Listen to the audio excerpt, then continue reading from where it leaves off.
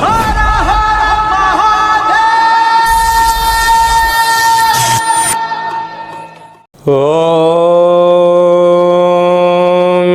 నమః శివాయ.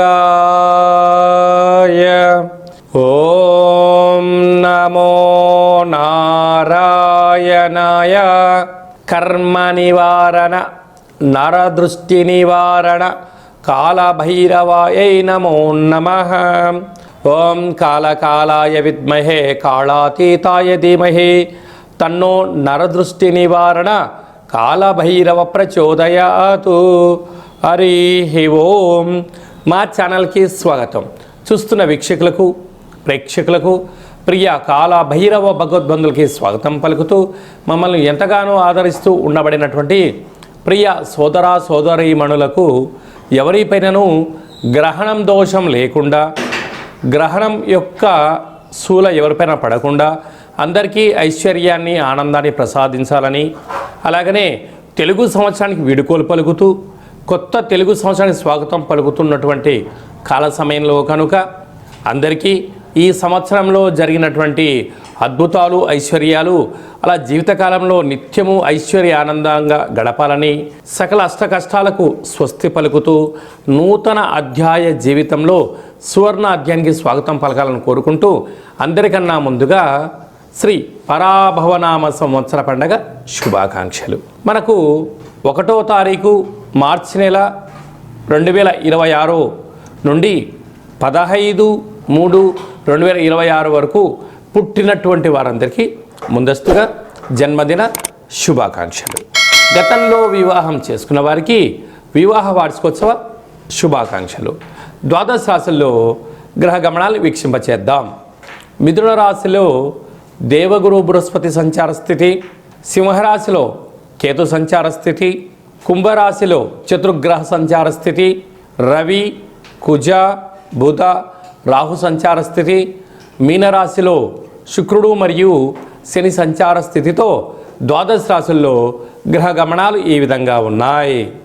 మకర రాశి వారికి ఎన్నడూ లేనటువంటి విధంగా ధనావాకు కుటుంబ స్థానంలో చతుర్గ్రహ సంచార స్థితి, అలాగనే గ్రహణకాల సమయంలో వీరికి దోషం ఉన్నది కనుక దోషాన్ని తొలగించుకొని ఐశ్వర్యాన్ని ఎలా పొందాలో ఈ వీడియోలో సవివరంగా సంపూర్ణంగా తెలుసుకుందాం. మకర రాశిలో ఏ నక్షత్రాలు వస్తాయనగా విశేషంగా ఉత్తరాషాఢ నక్షత్రంలోని 2, 3, 4 పాదాలు, శ్రవణ నక్షత్రంలో 4 పాదాలు, ధనిష్ఠా నక్షత్రంలో 1, 2 పాదాలు కలిపితే మకర రాశి. రాశాధిపతి శని భగవానుడు. వీరికి ధనావాకు కుటుంబ స్థానంలో ఏడాది తర్వాత ఆత్మకారకుడు రవి, రుణరోగ శత్రుకారకుడు కుజుడు, కుజదోషము, బుద్ధికారకుడు బుధుడు, బుధాదిత్య రాజయోగము, అక్కడే వాస్తు నరదృష్టికారకుడు రాహు సంచారం చేయడం వలన స్వల్పమైనటువంటి ధనపరమైన చిక్కులు ఉంటాయి. మౌనంగా, ధ్యానంగా, ఏకాగ్రతగా, సత్ప్రవర్తనగా, సమయపాలన, ఆరోగ్యాన్ని కాపాడుకుంటూ ఉన్నతంగా ఆలోచన చేస్తూ దేవతారాధన చేయడం వలన సకల దోషం తొలగిపోతుందని చెప్పి గమనించాలి.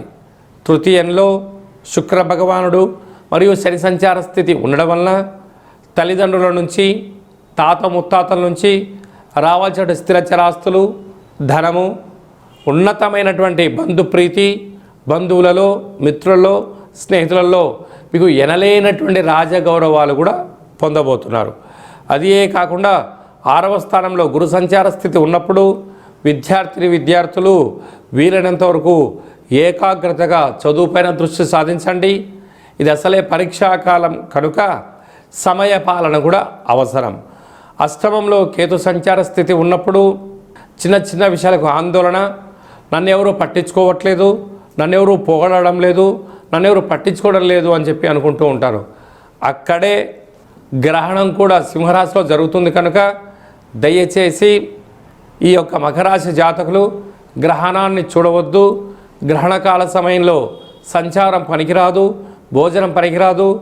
పట్టు స్థానము, విడుపు స్థానము, గ్రహణ తదనంతరము రుద్రాభిషేకము, దానములు చేయడం వలన దోషము తొలగి ఐశ్వర్యం కలుగుతుందని చెప్పి గమనించాలి.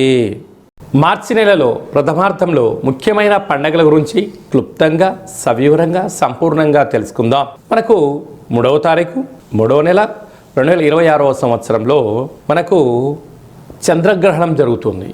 కనుక చంద్రగ్రహణము మధ్యాహ్నము 3 గంటలకు ప్రారంభమయ్యి సాయంత్రం 7 గంటల వరకు కొనసాగుతుంది. కనుక 3 గంటల ముందరలోనే భోజనం చేయాలి. కనుక 11 గంటల లోపనే అందరూ భోజనం చేయండి.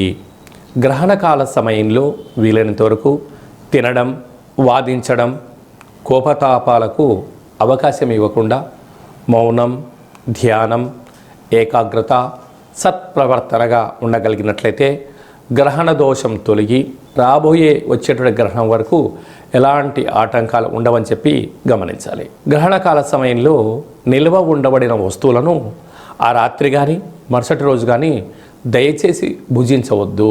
నిల్వ ఉండబడినటువంటి పదార్థాలలో దర్భను వేసి ఉంచండి.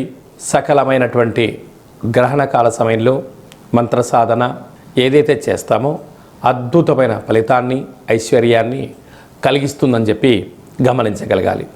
11వ తారీఖున పాల్గొన మాస బహుళ అష్టమి, అంటే ఈ తెలుగు సంవత్సరాదిలో చివరి అష్టమి కనుక ఈ సంవత్సరంలో జరిగినటువంటి అష్ట కష్టాలను తొలగించుకొని రాబోయేటువంటి శ్రీ పరాభవనామ సంవత్సరానికి స్వాగతం పలుకుతున్న కాల సమయంలో ఇంటిలో శుద్ధి పెట్టుకొని నింబకుస్మ దీపాన్ని కానీ, నారికేల దీపాన్ని కానీ, అలా కుష్మాండ దీపాన్ని కానీ పెట్టి కాళ్ళ భైరవ స్వామి యొక్క స్మరణ, ధ్యానము చేయగలిగినట్లయితే సకల అష్ట కష్టాలు తొలగిపోయి ఈ సంవత్సరంలో మనపైన ప్రసరించినటువంటి నరదృష్టి, శత్రు ప్రభావాలు అన్నీ తొలగిపోతాయని చెప్పి గమనించాలి.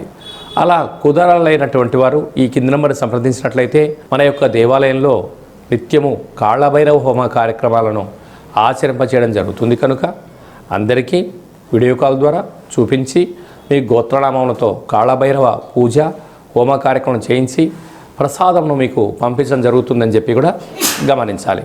అలాగనే మీ వ్యక్తిగత జాతకం తెలుసుకోవాలనుకుంటున్నారా? మీ పేరు, పుట్టినటువంటి తేదీ, నెల, సంవత్సరం, పుట్టిన సమయాన్ని వ్రాసి మీరు పంపించగలిగినట్లయితే 100 సంవత్సరముల జాతకాన్ని సవివరంగా సంపూర్ణంగా వ్రాసి మీకు వాట్సాప్ ద్వారా పంపించి మీరు పుట్టినప్పుడు గ్రహ గమనాలు ఎలా ఉన్నాయి, ప్రస్తుతం ఎలా ఉంటున్నాయి, రాబోయే కాలంలో ఎలా ఉండబోతున్నాయో సవివరంగా సంపూర్ణంగా తెలియజేయడం జరుగుతుందని చెప్పి గమనించాలి. చాలామందికి పుట్టినటువంటి కాల సమయంలో డేట్ ఆఫ్ బర్త్లో లేనటువంటి వారికి మీ పేరు యొక్క మొదటి అక్షరాన్ని అనుసరిస్తూ రాశిని తెలియచేస్తూ రాశి యొక్క స్థితిగతులను వివరిస్తూ రమణ శాస్త్రం ద్వారా అనగా గవళ ద్వారా భూత, భవిష్యత్, వర్తమానాన్ని తెలియచేయడం జరుగుతుంది. రమణ శాస్త్రం ద్వారా కాళభైరవ ఉపాసన చేత సంపూర్ణమైనటువంటి విషయ పరిజ్ఞానం చేత మనము జీవితాన్ని తెలుసుకుందాం. జాతకంలో ఉండబడినటువంటి ఆటంకాలను తొలగించుకుందాం. జాతకంలో ఉండబడిన యోగాన్ని తెలుసుకుందాం. ఆనందకరమైన జీవితాన్ని పొందుదాం అనేటువంటిది చిన్న విన్నపం. కనుక ఈ కింది నెంబర్ సంప్రదించి అపాయింట్మెంట్ తీసుకొని సంప్రదించగలరు. అందరికీ శుభాన్ని, జయాన్ని, ఐశ్వర్యాన్ని ప్రసాదించాలని ఈ తెలుగు సంవత్సరానికి వీడ్కోలు పలుకుతూ కొత్త సంవత్సర కాలం సమయంలో అందరికీ ఆనందాన్ని ప్రసాదించాలని మనసారా మనం కూడా మరొక్కసారి కాళభైరవ స్వామి వారిని కోరుకుంటూ ఆశీర్వచనం. శతమానం భవతి శతాయు పురుష సతేంద్రియ ఆయుష్యేవేంద్రియే ప్రతితిష్టతి ధనం ధాన్యం బహుపుత్రలాభం శత సంవత్సరం దీర్ఘమాయు సర్వే జనా సుఖినో భవంతు లోకా సమస్తా సుఖినో భవంతు సర్వం కాళభైరవ దేవతార్పణమస్తు. హరి ఓం. ఈ వీడియో మీకు నచ్చినట్టయితే మా ఛానల్ని సబ్స్క్రైబ్ చేసుకోండి, లైక్ చేయండి, షేర్ చేయండి. భగవద్బంధులకు, మిత్రులకు స్నేహితులకు చేరవేసి హిందూ ధర్మాన్ని కాపాడండి.